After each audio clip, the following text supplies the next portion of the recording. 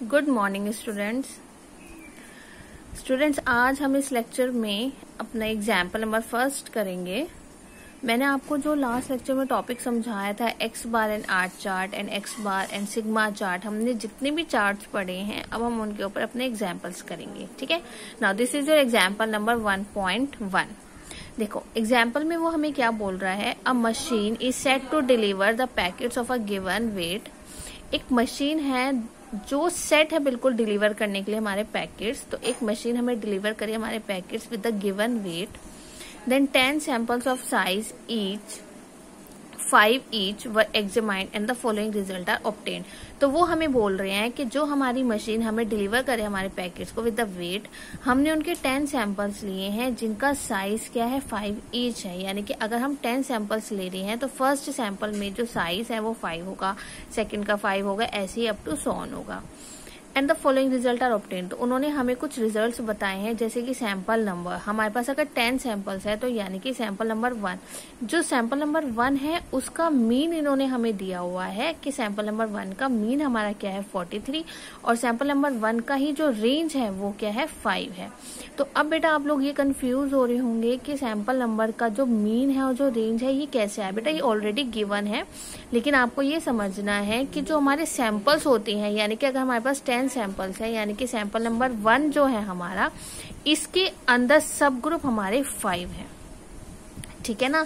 तो अगर मैं सैंपल्स ले रही हूं तो हर एक सैंपल्स में मेरे पास 5 अलग से ही सब ग्रुप्स हैं जिनका मीन और रेंज हमें ऑलरेडी दिया हुआ है। सेम ऐसे सैंपल नंबर 2 है तो उसका जो सब ग्रुप है वो हमारे पास क्या है 5 है, क्योंकि इन्होंने 5 ईच बोला है ना कि 10 सैंपल्स की जो साइज है वो 5 ईच है। यानी कि फर्स्ट सैंपल में हमारे पास 5 अलग अलग सब ग्रुप्स हैं जिसका मीन और रेंज हमें ऑलरेडी गिवन है। Same for the second sample, same for the third sample, ऐसे ही up to so on 10th sample तक हमें ऐसे ही गिवन है। अगर आपको इसमें फिर भी कंफ्यूजन होती है तो मैं एक बार और आपको ऐसे बता देती हूँ, ध्यान से देखो बेटा कि अगर हमारे पास मान लीजिए 10 सैंपल्स हैं, मैं कोई सैंपल्स ले रही हूँ, मैंने 10 सैंपल्स ले लिए। तो सैंपल्स लेने का मतलब ये होता है कि अगर मेरे पास फर्स्ट सैंपल है तो इसके जो सब ग्रुप है उसमें 1 2 3 4 5 ये सब ग्रुप्स हैं। ठीक है, तो उन्होंने हमें क्या बताया है कि ये हमारे पास क्या है साइज 5 ईच है। यानी कि जो सेकंड सैंपल होगा उसमें भी जो सब ग्रुप हैं वो भी कितने होंगे 5 होंगे, जो थर्ड सैंपल होगा उसमें भी जो सब ग्रुप्स हैं वो भी 5 होंगे, 4, ऐसे ही अप टू 10 सैंपल तक हमारे पास 1 2 3 4 5 ये सब क्या होंगे हमारे सब ग्रुप्स होंगे। ठीक है, जो मैंने आपको थ्योरी में भी समझाया था कि जब हम फर्स्ट सैंपल ले रहे हैं उसके 15 to 30 मिनट्स के बाद ही हम अपना सेकंड सैंपल लेते हैं, फिर हम अपना थर्ड सैंपल लेते हैं, फिर हम अपना फोर्थ सैंपल लेते हैं। तो ऐसे ही हमारे पास क्या आ जाएंगे, हमारे सारे के सारे सैंपल्स आ जाएंगे, और सैंपल्स के भी सब ग्रुप्स हैं जिनका साइज जो है दैट इज योर एन। कि अगर मुझे यहाँ पे सब ग्रुप 5 ईच दिया हुआ है तो एन की वैल्यू हमारे पास कितनी है 5 है। ठीक है, तो यही सेम हमें यहाँ पे एग्जाम्पल में बताया हुआ है। तो यहाँ पर आपके पास एन की वैल्यू कितनी है 5 है। ठीक है, नाउ अब हमारे पास क्या है सैंपल नंबर 1 का मीन रेंज गिवन है, ऐसे हमारे पास 1 to अप टू 10 तक के जो सैंपल्स हैं उनके मीन और रेंजेस हमें गिवन है। हमें क्या कैलकुलेट करना है, calculate the values for the central line. हमें वैल्यूज यहाँ पे कैलकुलेट करनी है अपनी सेंट्रल लाइन के लिए, और जो कंट्रोल लिमिट्स होंगी हमारी मीन चार्ट और रेंज चार्ट के लिए वो हमें यहाँ पर फाइंड आउट करनी है। और फाइंड आउट करने के बाद हमें कमेंट करना है अपने स्टेट ऑफ कंट्रोल पे। स्टेट ऑफ कंट्रोल यानी कि जो भी हमारे पास मीन चार्ट और रेंज चार्ट के अकॉर्डिंगली जो भी कंट्रोल लिमिट्स आएंगी उसके अकॉर्डिंगली हमारे पास जो कंट्रोलिंग है, यानी कि हम जो अपने प्रोसेस को कंट्रोल कर पा रहे हैं या नहीं कर पा रहे हैं, असाइनेबल कोज आ रहे हैं या नहीं आ रहा है, वो हमें उस पर कमेंट करना है। तो अभी तक जो आपने सारी थ्योरी पढ़ी थी अब हम उसका एक एग्जाम्पल प्रैक्टिकल कर रहे हैं, तो इससे अब आपको समझ आएगा कि जो भी आपने पढ़ा है एक्चुअल में हम उसको अप्लाई कैसे कर रहे हैं। ठीक है, तो चलो हम स्टार्ट करते हैं अपना एग्जाम्पल का सॉल्यूशन। देखिए स्टूडेंट्स, जो इसका सॉल्यूशन है ये मैं आपको यहाँ पे पहले सॉल्व करके दिखा रही हूँ। डाटा यहाँ पे देखो हमें गिवन है ऑलरेडी तो इन यूजुअल नोटेशन में हमें n की वैल्यू कितनी गिवन है, 5 गिवन है, यानी कि जो 10 सैंपल्स है 10 सैंपल्स का जो साइज है वो कितना गिवन था, 5 ईच। तो यहाँ पे n की वैल्यू आपकी कितनी हो जाएगी, 5, और टोटल सैंपल्स हमें कितने गिवन थे, 10, तो ये आपकी किसकी वैल्यू हो जाएगी, k की वैल्यू हो जाएगी। यानी कि जो हमें सैंपल्स गिवन है उनको हम k से डिनोट कर रहे हैं और जो उनके साइज गिवन है वो हम n से डिनोट कर रहे हैं। अब जैसे देखिए एग्जाम्पल में हमें ऑलरेडी सैंपल्स और मीन और रेंज गिवन है, यानी कि x बार और r हमें ऑलरेडी गिवन है। तो अब हम यहाँ पे क्या निकालेंगे, x डबल बार फाइंड आउट करेंगे, और x डबल बार हमारा यहाँ पर किस चीज को डिनोट करता है, हमारे सैंपल्स मीन को, ठीक है ना। This is your samples mean. तो सैंपल्स मीन हम कैसे निकालेंगे, 1/k समीशन ऑफ xi बार, यानी कि ये हमारे पास क्या है, मीन है, उसी का ही हम क्या निकाल रहे हैं, सैंपल मीन्स निकाल रहे हैं। k हमें कितना गिवन है बेटा, 10 गिवन है, तो this is your 1/10 summation of xi बार, यानी कि जो भी आपको यहाँ पे टेबल में देखो मीन्स गिवन है, मीन आपको गिवन है 43, 49, 37, 44, 45, 37, 51, 46, 43 एंड 47। तो ये आपके सारे मीन्स गिवन है। तो मुझे यहाँ पर ये xi बार इनका हमें समीशन करना है, तो मैंने सारे के सारे मीन्स की वैल्यूज यहाँ पर ले ली है। सो हमने यहाँ पर सारे मीन्स ले लिए हैं, हमें उनका समीशन करना है। तो मैंने सारे यहाँ पर मीन्स ले लिया, हमने इनका पहले सबका सम करना है, सम करने के बाद जो भी टर्म हमारे पास आएगी हमने उसको 10 से डिवाइड करना है। तो ये वाली टर्म बेटा आप लोगों को सॉल्व करनी है, सबका आपको सम करना है और 10 से डिवाइड करना है। मैंने यहाँ पे डायरेक्ट आंसर लिखा है कि हमारे पास इनका सम करके क्या वैल्यू आएगी, 44.2। इट मीन्स मेरे पास x डबल बार की वैल्यू क्या आ गई है, 44.2। इसके बाद अब मैं क्या फाइंड आउट करूंगी, r बार फाइंड आउट करूंगी। इट मीन्स हमारे पास जो सैंपल रेंज है, सैंपल रेंज का formula 1/k summation of r। बेटा मैं ये सारे फॉर्मूलाज आपको थ्योरी वाले लेक्चर में बता चुकी हूँ, तो आप वहां से एक बार रीड आउट कर सकती हैं अगर आप भूल गए हैं तो, ठीक है। तो हमारे पास जो सैंपल रेंज का फॉर्मूला है that is 1/k summation of r। Summation of r यानी कि हमें क्या करना है, जो हमें रेंज गिवन है, हर एक सैंपल की रेंज गिवन है, हमें उसका सम करना है। तो हमारे पास देखो ये गिवन है ना ऑलरेडी, रेंज 1 अप टू 10 तक की हमारे सारे रेंज गिवन है, 5, 6, 5, 7, 7, 4, 8, 6, 4, 6। तो आपने क्या करना है, इनका सम करना है। तो मैंने यहाँ पे क्या किया, इनका सबका सम किया, इनको सम करके जो भी टर्म आएगी आपको उसको 10 से डिवाइड करना है, तो आपकी रेंज क्या आ जाएगी, 5.8। तो ये वर्क आपको खुद से करना है, ठीक है। तो हमें यहाँ पर क्या मिल गया, हमारे सैंपल मीन और sample range. So after finding sample mean and sample range, हमें यहाँ पे अब क्या करना है, अपनी कंट्रोल लिमिट्स फाइंड आउट करनी है x बार और r चार्ट के लिए। तो मैं 1 बाय 1 करूंगी।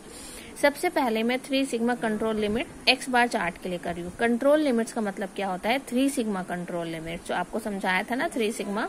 तो 3 सिग्मा कंट्रोल लिमिट्स हमें फाइंड करना है x बार चार्ट और r चार्ट के लिए। तो आपको ध्यान होगा जब मैंने आपको x बार चार्ट समझाया था उसमें हम अपने क्या कर रहे थे, फॉर्मूलाज अराइज कर रहे थे। हम सेंट्रल लाइन के लिए, अपर कंट्रोल लिमिट के लिए और लोअर कंट्रोल लिमिट के लिए हम क्या कर रहे थे, अपने फॉर्मूलाज को अराइज कर रहे थे। तो हमने क्या करना है, थ्योरी लेक्चर में हमने जो भी x bar chart, r chart, sigma chart, इन सबके जो भी हमने इनके फॉर्मूलाज पढ़े हैं, हमने क्या करना है, उन्हीं को यहाँ पर कंसिडर करके चलना है, ठीक है। तो कंट्रोल लाइन के लिए x बार चार्ट में जो आपको मैंने फॉर्मूला बताया था वो क्या था, आपका x डबल बार। x डबल बार है सेंट्रल लाइन, और x डबल बार अभी आप कैलकुलेट कर चुके हो, वो क्या वैल्यू आई थी आपकी 44.2। तो ये तो हमें कैलकुलेट करने की जरूरत ही नहीं पड़ी है। तो सेंट्रल लाइन हमारे पास क्या आ गई है, 44.2। आफ्टर दिस हमें क्या फाइंड करना है, अपर कंट्रोल लिमिट। अपर कंट्रोल लिमिट में x बार चार्ट का जो फॉर्मूला है वो क्या था आपका, ये x double bar plus 3 into r bar d2 under root n। x double bar आप फाइंड आउट कर चुके हो 3 as it is, r bar भी फाइंड आउट कर चुके हो 5.8, n की वैल्यू क्या थी 5। d2 की वैल्यू कहाँ से मिलेगी, देखो d2 की वैल्यू ना हमें ऑलरेडी क्वेश्चन में गिवन है। देखो हमें यहाँ पे n, d2 और d2 की वैल्यू भी गिवन है और d3 की वैल्यू भी ऑलरेडी गिवन है, ठीक है। तो आपने यहाँ पे क्वेश्चन में कुछ नहीं करना है, कहीं से भी फाइंड आउट नहीं करना है, आपने डायरेक्टली d2 की वैल्यू को पुट करना है और आपने ये सारी कैलकुलेशन को सॉल्व करना है। और सॉल्व करके आपको अपर कंट्रोल लिमिट x बार के लिए क्या मिल जाएगी, 47.546। सेम हम लोअर कंट्रोल लिमिट के लिए करेंगे। लोअर कंट्रोल लिमिट के लिए देखो फॉर्मूला सेम होगा, बस वो क्या हो जाएगा, नेगेटिव एक्स डबल बार की वैल्यू हमारे पास क्या थी 44.2 माइनस 3, आर बार हमारे पास क्या आ गया था 5.8 और D2 हमारे पास क्या है 2.326 और n की वैल्यू आपके पास क्या है 5। आपने इसको कैलकुलेट करना है और कैलकुलेट करके जो भी आएगा that is your lower control limit. ठीक है, तो आपने यहाँ पे बेसिकली क्या किया है, जो आपके पास एक्स बार चार्ट है हमने उसकी सेंट्रल लाइन को फाइंड किया, अपर कंट्रोल लिमिट को फाइंड किया और लोअर कंट्रोल लिमिट की वैल्यू को फाइंड आउट किया। ठीक है, फाइंड आउट करने के बाद अब मैं यही सेम प्रोसीजर किसके लिए करूंगी फॉर द आर चार्ट। अब मैं आर चार्ट के लिए यही सेम वैल्यूज को कैलकुलेट करूंगी। सबसे पहले आर चार्ट के लिए जो सेंट्रल लाइन है उसका फॉर्मूला क्या था आर बार। आर बार की वैल्यू हम फाइंड आउट कर चुके हैं 5.8। Upper control limit for R chart के लिए हमारे पास क्या फॉर्मूला था R bar plus 3D3 R bar upon D2। R bar की वैल्यू भी हमने फाइंड की है that is your 5.8 plus 3 into D3 की वैल्यू हमें क्वेश्चन में गिवन है ऑलरेडी। ठीक है, तो D3 आपको क्या गिवन है 0.864 into are bar 5.8 divided by D2 की वैल्यू है 2.326।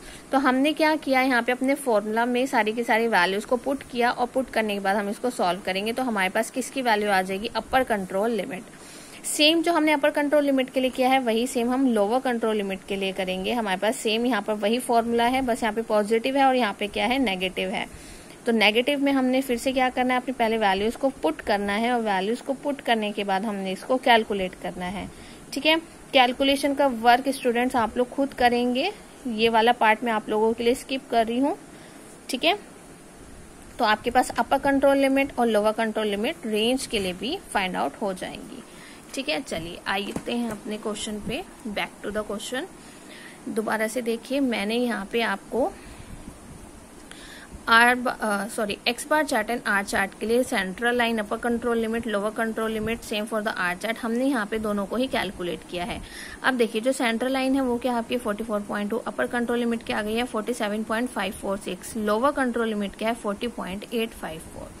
रेंज में भी आपने ऐसे फाइंड कर लिया है, यहाँ पे अपर कंट्रोल लिमिट 12 और यहाँ पे देखो आप अगर लोअर कंट्रोल लिमिट को फाइंड करोगे तो इसको सॉल्व करके ना आपके पास ना नेगेटिव वैल्यू आएगी। देखो 5.8 माइनस 6.463, अगर आप इसको माइनस करोगे तो नेगेटिव आएगी। और मैंने आपको क्या समझाया था कि अगर कभी भी हमारे पास लोअर कंट्रोल लिमिट नेगेटिव आती है तो हम उसको नेगेटिव नहीं, उसकी जगह 0 कंसिडर करके चलते हैं। तो इसलिए हमने यहाँ पर क्या लिखा है 0 लिखा है। अब आपने इसके बाद क्या करना है, हम 1 बाय 1 ये चेक करेंगे कि हमारे पास जो हमारे वैल्यूज हैं, जो मीन और रेंज हमारे सैंपल्स के, क्या हमारे पास जो सैंपल्स हैं वो हमारे आउट ऑफ कंट्रोल है या फिर कंट्रोल में है। कैसे चेक करेंगे, देखो अपर control limit, lower control limit. अब मैं आपको एक चार्ट बना के दिखाती हूँ। देखिए गर्ल्स, मैं एक काम करती हूँ, पहले वैल्यू लिख लेती हूँ। CL है आपके पास 44.2, UCL है आपके पास 47.546 और LCL है आपके पास 40.854। मैंने सबसे पहले क्या किया, एक्स बार चार्ट कंसिडर किया है। ठीक है, तो मैं यहाँ पे एक्स बार चार्ट कंसिडर कर लूँ।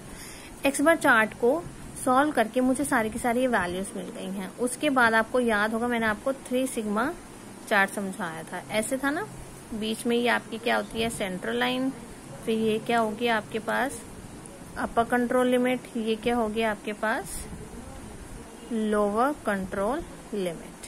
ठीक है, अब देखो जो अपर कंट्रोल लिमिट है उसकी वैल्यू क्या है 47, तो मैं यहाँ पे क्या लिख रही हूँ, this is your 47.54। Lower control limit है आपके पास 40.85 और सेंट्रल लाइन है आपके पास 44.2। यानी कि मुझे इनकी मीन्स पता चल गए हैं कि अपर कंट्रोल लिमिट का जो मीन है वो इतना है, लोअर कंट्रोल लिमिट इतना है और सेंट्रल लाइन इतना है। अब आपने यहाँ पे क्या करना है, ये मान लीजिए आपके पास है sample number 1, sample number 2, sample number 3, sample number 4, sample number 5, 6, 7, 8, 9, 10। ठीक है, अब देखो क्या करना है आपने, मीन फर्स्ट सैंपल का मीन कितना है 43, क्योंकि मैं सिर्फ अभी एक्स बार चार्ट के लिए बना रही हूँ तो आप सिर्फ मीन की वैल्यूज देखोगे। तो फर्स्ट का जो मीन है यानी कि सैंपल नंबर 1 का जो मीन है दैट इज योर 43। तो अगर मैं फर्स्ट पे 43 करती हूँ तो 43 कुछ समथिंग यहाँ आएगा, ठीक है ना। देखो अभी मैं ये रफली बना रही हूँ ना, तो अभी आप सिर्फ रफली के अकॉर्डिंगली देख लीजिए, तो वो कुछ समथिंग यहाँ आएगा। देन उसके बाद क्या है मीन सेकंड सैंपल का 49, तो सेकंड सैंपल के लिए 49 कुछ यहाँ आएगा। थर्ड सैंपल का है 37 कुछ समथिंग यहाँ आ जाएगा। फोर्थ का है आपके पास 44, वो कुछ यहाँ आ जाएगा। फिफ्थ का है आपके पास 45, 6 का है आपके पास 37, और 37 तो यहाँ आएगा, सॉरी इधर, ठीक है। सेवेंथ में है आपके पास 51, तो 51 कुछ आपका यहाँ आएगा, ठीक है। एट्थ है आपके